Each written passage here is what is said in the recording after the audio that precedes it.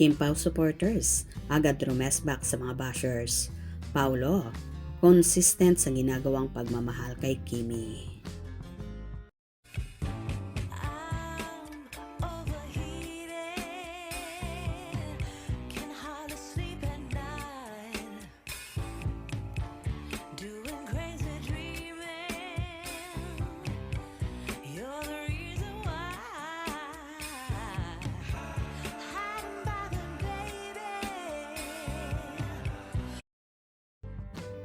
Tila hindi nagustuhan ng solid Kim Pao fans ang mga kumakalat na balita at ang patuloy na pangbabash sa kapamilya aktor na si Paolo Avellino. Kesyo nanlalamig daw at nagbago na raw ito sa queen of the dance floor na si Kim Chiu. Kaya naman agad umariba ang mga fans ni na Kim at Paolo at pinabulaanan ang fake news na kumakalat. Sa kabila ng ingay ng mga bashers, hindi nagpatinag ang mga taga-suporta ng Kim Pao. Mabilis na rumespak at nagbigay ng kanilang saloobin ang fans upang ipagtanggol si Paolo Avellino para sa kanila. Ang isyu ay napakaliit na bagay na pilit lamang pinalalaki ng mga taong may masamang intensyon. Ang faktor ng pagod at init, isa sa pinaka makatotohanang paliwanag ay ang pisikal na kalagayan ng aktor. Ang Sinulog Festival ay kilala sa dami ng tao, init ang panahon at nakakapagod na mga aktibidad. Ang hindi pagpansin o hindi pagsagot ni Paolo sa isang tanong ay maaaring dulot lamang na matinding pagod. Ikaw ba naman ang mabilad sa araw at mapalibutan ng libu-libong tao? Ani ng isang fans. Natural lamang na maubos ang social battery ng isang tao. Hindi ito nangangahulugang galit siya o nanlalamig. Tao din lang siya na napapagod. Hindi pagkakarinig sa gitna ng kaguluhan sa airport o sa daan, posibleng hindi naman talaga narinig ni Paolo ang tanong ng fan. Ang pagkaakala na snub ito ay maaaring simpleng hindi pagkakaintindihan dahil sa ingay ng paligid.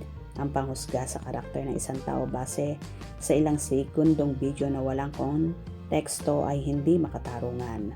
Privacy at respeto, ipinunturin ng mga fans na hindi obligasyon ni Paolo na i-update ang publiko sa bawat segundo ng buhay nila ni Kim. Kung hindi man sila magkasama sa isang sandali, hindi ibig sabihin ay hiwalay na sila o mag-away. Ang pagkakaroon ng personal na espasyo ay mahalaga kahit sa mga magkarelasyon sa showbiz.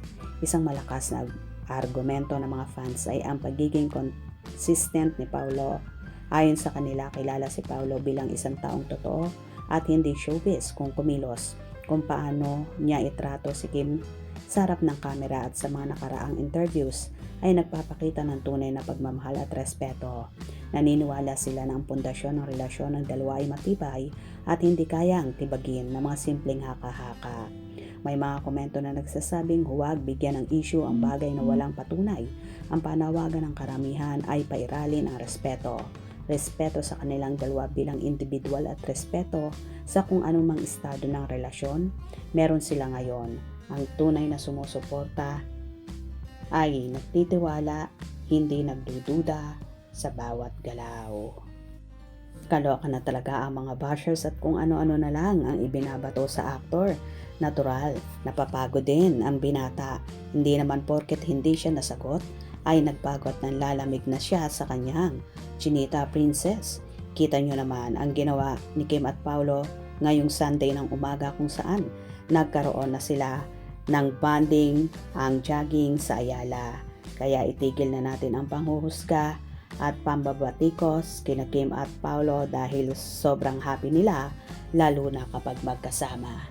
Gets nyo ba yon? Hope you enjoyed. Please subscribe for more info.